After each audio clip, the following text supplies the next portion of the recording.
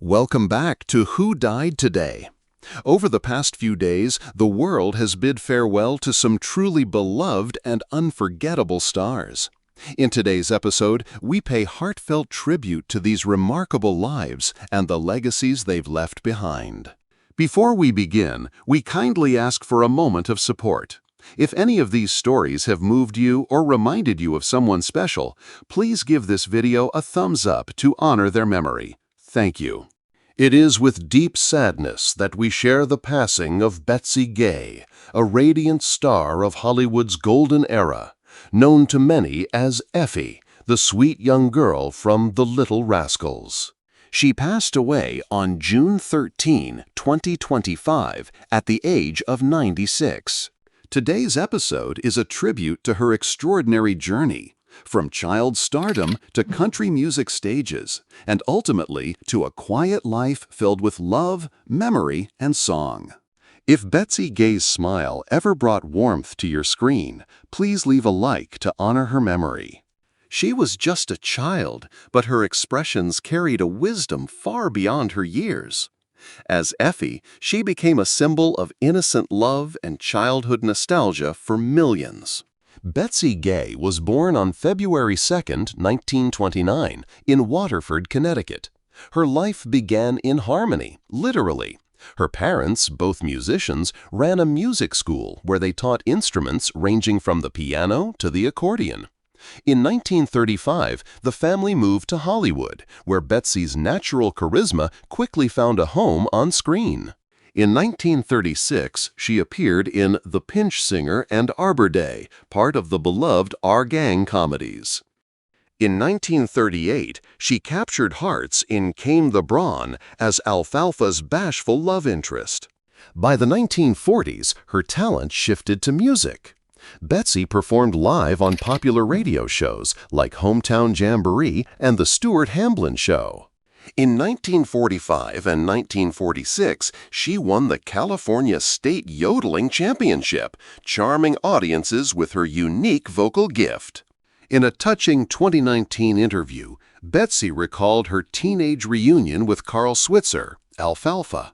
"He kissed me on air. It was my first kiss, and I never forgot it."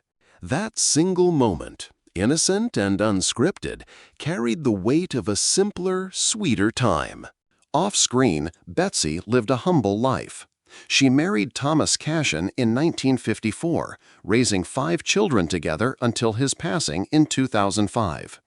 She never sought fame again, only peace, music, and family. Betsy Gay died on June 13, 2025. Her death was confirmed by a close friend shared with Variety. Though she lived far from the spotlight, her passing leaves a quiet ache in the hearts of those who remembered her as a gentle star from their childhood. One fan wrote on social media, "She made me laugh when I was a child, and now she makes me cry as an adult. Thank you, Betsy." No tribute could say it better. Betsy Gay will always be remembered not just for her roles, but for the joy and sincerity she brought to every frame. In a world of noise, her presence was a gentle melody. She came into this world with music in her soul, and left behind a lullaby of love, laughter, and innocence. Rest peacefully, Betsy Gay. You were never just a rascal. You were a rare and beautiful note in Hollywood's timeless song. Breaking news. We bring you the heartbreaking story of Sophie Nyweide, a talented young actress whose journey from Vermont's quiet hills to Hollywood's bright lights ended far too soon. Today, we honor Sophie's memory, not with empty platitudes, but with the truth her family wants the world to hear. Sophie Nyweide was just 24 when she passed away on April 14, 2025. A former child actress found dead on a riverbank, pregnant and alone. The headlines tell you the what. Her family's brave obituary tells you the why. Sophie wasn't just another Hollywood casualty. She was a Burlington, Vermont kid who started acting at 6, landed her first major role in Bella, and went on to work with directors like Noah Baumbach and Darren Aronofsky. She appeared in some 12 movies and television shows between 2006 and 2015. But here's what the industry doesn't want to talk about. Between 2015 and around 2017, Nyweide was enrolled at Elevation's RTC, a residential treatment center. Child stardom broke her. Her family's obituary was brutally honest. She self-medicated to deal with all the trauma and shame she held inside, and it resulted in her death. She repeatedly said she would handle it on her own and was compelled to reject the treatment that might possibly have saved her life. This wasn't some tragic accident. This was a young woman drowning in pain that Hollywood helped create, then abandoned her to face alone. The family wrote she was often left open to being taken advantage of by others. A diplomatic way of saying the entertainment industry failed to protect a child. Sophie's story isn't unique, it's just rarely told this honestly. Her obituary ended with, "A life ended too soon. May it not be in vain." Maybe if we stop romanticizing child stardom and start protecting these kids, it won't be. What do you think? Should there be stricter protections for child actors? Share your thoughts below. Picture this. A skinny kid from West Philly stands in front of his mirror, practicing Ollie's footwork while his mom yells at him to do homework. Fast forward 30 years, that same kid just slapped Chris Rock on live television in front of 1 billion people.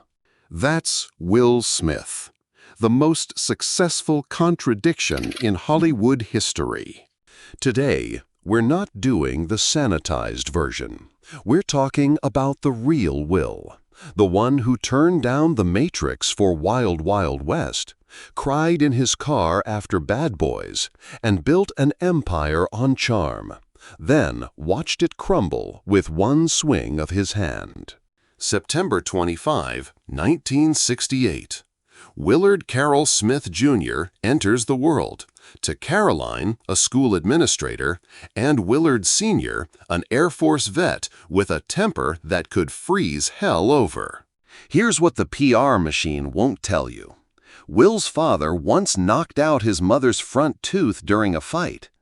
10-year-old Will watched from the stairs, promising himself he'd never be that man. That trauma shaped everything. His obsession with being liked, his fear of conflict, his need to make everyone laugh before they could judge him. "I was the court jester," Will later admitted. "If I could make Dad laugh, maybe he wouldn't hit Mom." At Overbrook High, they called him Prince, not because he was royal, but because he talked his way out of everything. DJ Jazzy Jeff met him at a house party in 1985 and later said, "This kid walked up like he owned the place, started rapping, and I thought, either this dude's crazy or he's special. Turns out he was both." By 1989, DJ Jazzy Jeff and the Fresh Prince had sold millions. Parents Just Don't Understand won them rap's first Grammy. Will was 21, rich, and stupid with money. Then the IRS knocked. $2.8 million in back taxes. Everything gone. Will was washing dishes when his agent called about a TV audition. Quincy Jones was producing a sitcom about a street kid living with rich relatives. Will had 10 minutes to convince them he could act.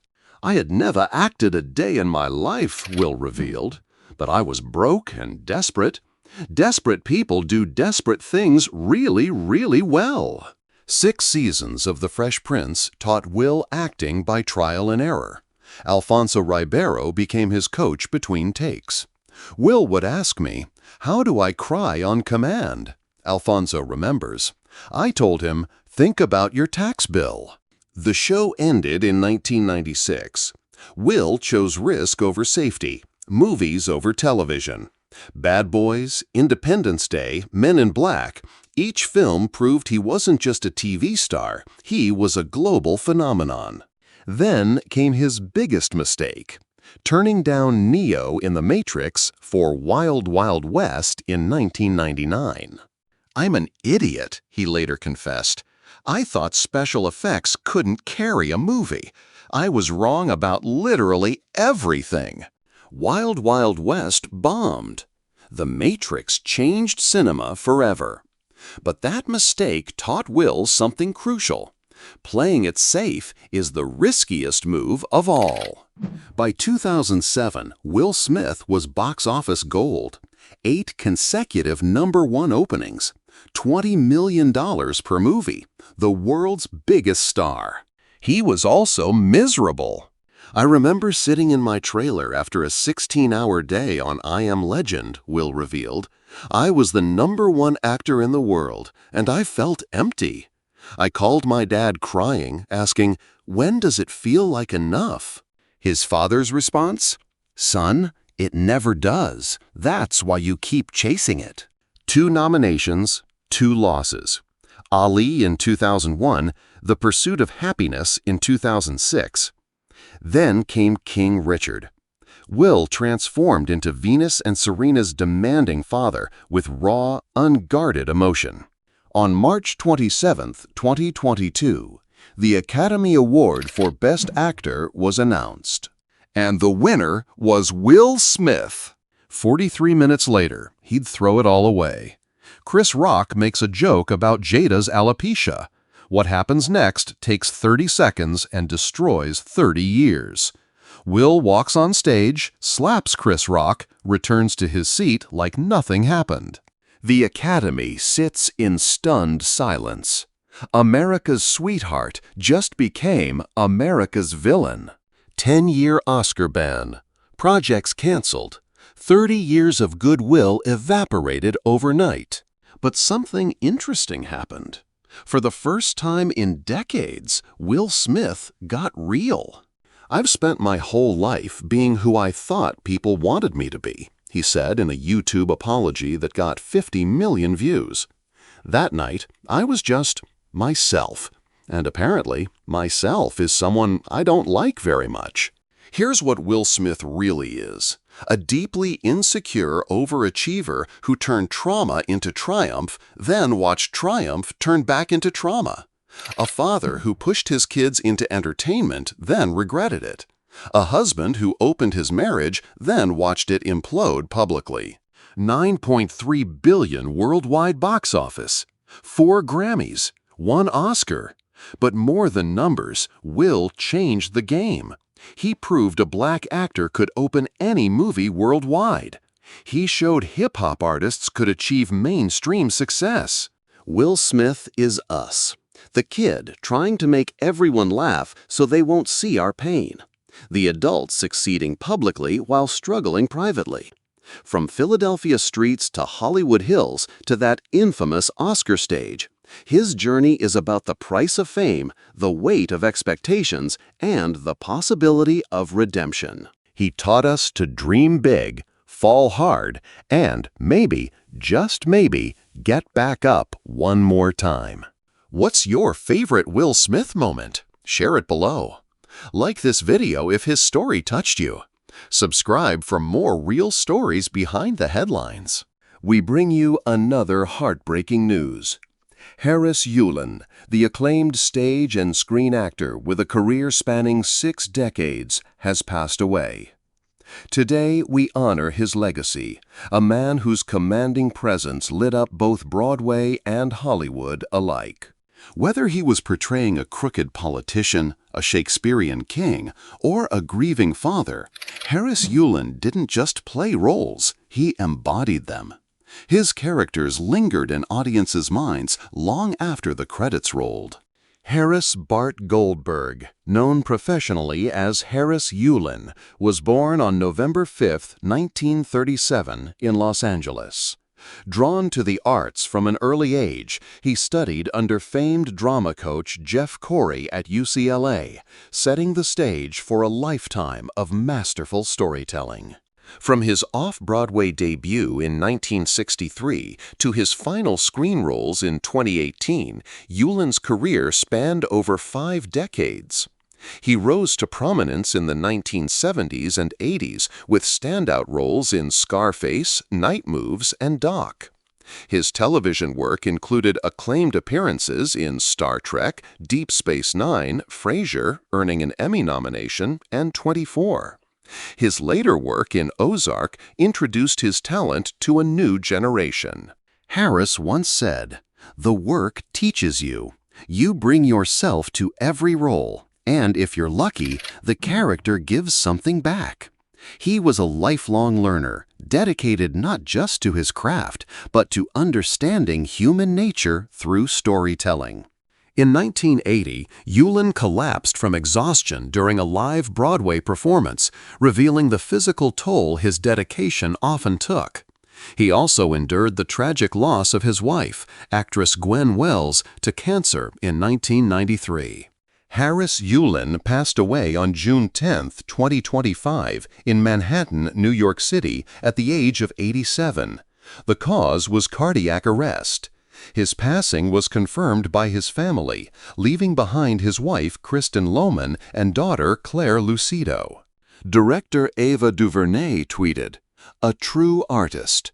Harris Yulin had gravity in every line he delivered. Rest well, legend." Though Harris Yulin may never have been a household name, he was the actor's actor, deeply respected for his intensity, integrity, and depth. His legacy lives on in over 100 film and television roles and countless stage performances. Harris Yulin pursued truth. In every performance, he revealed something raw, something real, reminding us of the power of great storytelling. Rest in peace, Harris Yulin. Your voice may be silent, but your spirit echoes through the characters you brought to life. What did Harris Yulin mean to you? Share your thoughts in the comments below. If you'd like to see more tributes, please like this video and subscribe to Who Died Today. We'd love to hear your thoughts. Feel free to share your memories or favorite moments about these icons in the comments below. And if this tribute touched your heart, don't forget to subscribe for more emotional stories that celebrate the lives of those who will never be forgotten.